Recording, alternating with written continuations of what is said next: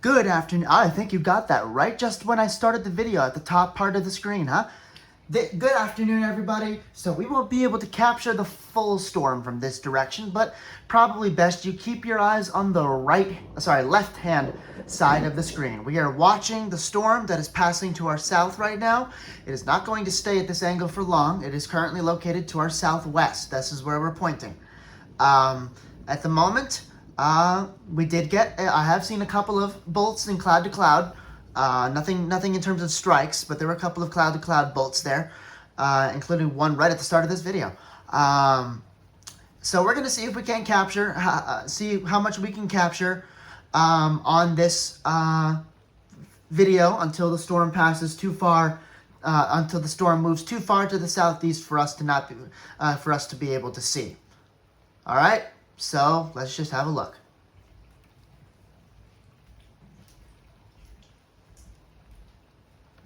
I'm reloading my radar. The first storm that hit us previously is weakening. It likely will not retain severe status for long. The other cell that we're watching that is passing to our south is hitting more like south of Nashua now, pretty much. It's really taking a very deep dive to the south. It is now hitting just at or just south of Nashua, or headed toward at this time. Currently probably closer around just south of Amherst, more like, and Nashua and Milford at this moment. It's also attached itself to the Massachusetts cell more distinctively, making a more distinct line section. It looks like Boston's probably going to get hit pretty hard by this storm in about an hour or so. But for New Hampshire, it's pretty much just about done, guys.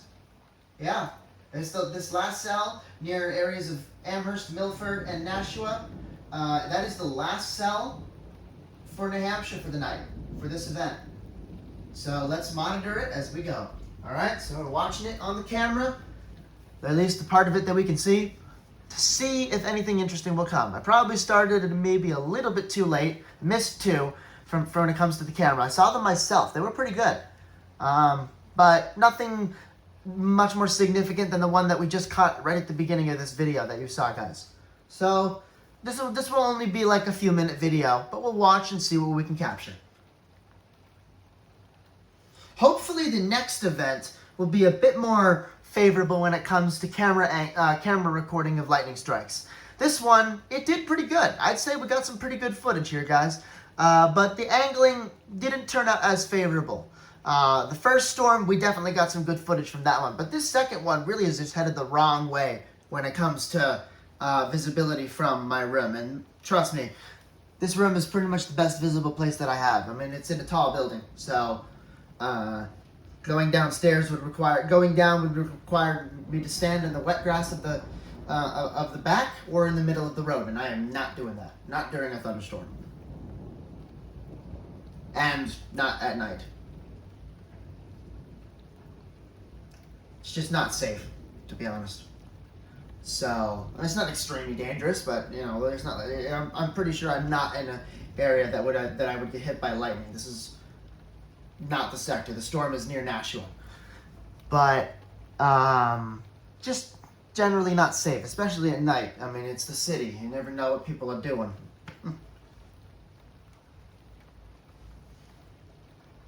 I would definitely do a lot more if I was still living with my mother, but we had a really good, calm neighborhood, but I'm not, so.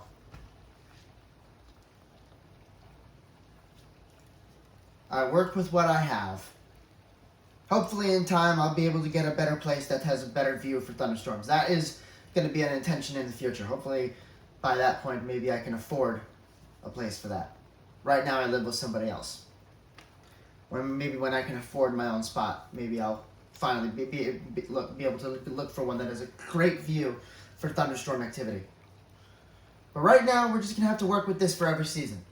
All right, we got some great views. I think this is doing pretty well for west storms right now until the tree leaves fill in. I mean, we'll try it again once on the next event. If the leaves are totally filled in, we'll see what it looks like, but I don't expect it to be as good. It's literally only April 14th. The trees haven't fully regrown the leaves yet.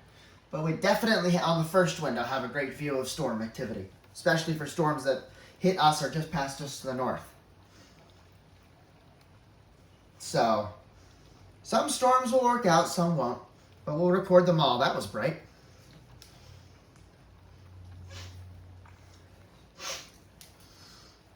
I don't particularly think we're going to get much more than that, to be honest. It definitely looks very inactive on that side. Other than that, right?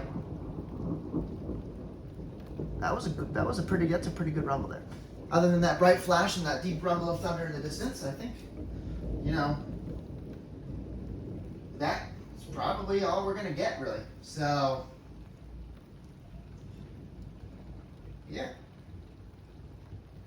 Definitely thought this was going to last a bit longer, but hey, we got some great footage. I am not disappointed. I think this was a good start to the season. So we'll continue to about 10 minutes, and then we'll call it.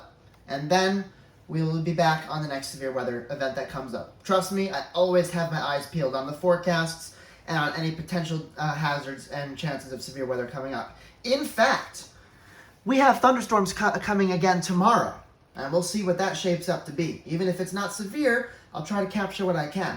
I was supposed to have a track practice, but chances are that thunderstorm activity will probably force us to cancel, so I may be home for that. If we were at the track, it would probably have been a lot more interesting, but we probably won't be there. I'm pretty sure they'll probably cancel. It's going to be another large cluster of storms. Right now, there's no known severe weather, but threat on it. But we're definitely looking at the potential for some thunderstorms tomorrow as well. So we'll see what we can capture for them as well. But I'm pretty sure today was probably the pick for severe weather. Tomorrow won't be as warm. Temperatures will be in the lower 70s. Today we got to the lower 80s. But they'll still be sufficient for thunderstorm activity. Just probably not as strong as today's. Today we had some pretty mature and deep thunderstorm activity moving through. So we'll continue for about another 2 minutes and 40 seconds. 20 seconds, sorry.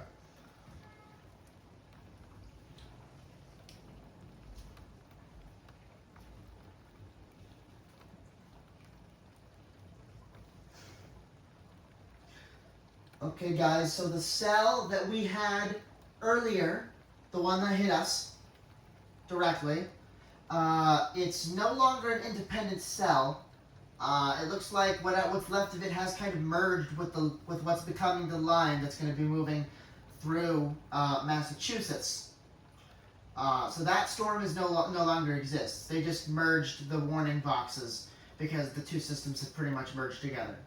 The two cells, the remnants of the first one and the currently still existing second one, which is now part of the line, they have pretty much become one. So, you guys in Boston, you guys are next in about an hour. And these storms so far, what I've seen, they're pretty intense. You're going to see gusty winds, very frequent lightning, lightning strikes included with pretty good high density. They probably weaken some by the time they get there as the night continues to go on, as heating no longer is occurring and remaining energy has significantly been reduced. But you guys may still get some of those hazards that I just mentioned. Let me go over those again. High density lightning flashes, some lightning strikes incorporated in there as well, probably a good amount of them. Heavy rain and probably also some gusty winds. I'd probably say maybe close to what we got today, maybe just under or so. We got probably 30 to 35 here in the Queen City. You guys probably will get, if I were to guess, maybe 20 to 25 by the time it gets there. But this entire line is moving through the entire eastern portion of Massachusetts right now, and it is taking its time. This entire area has actually been slowing down over time. All right, guys, so I'm going to take this phone off the tripod. I'm going to show you the radar real quick, if you don't mind. All right.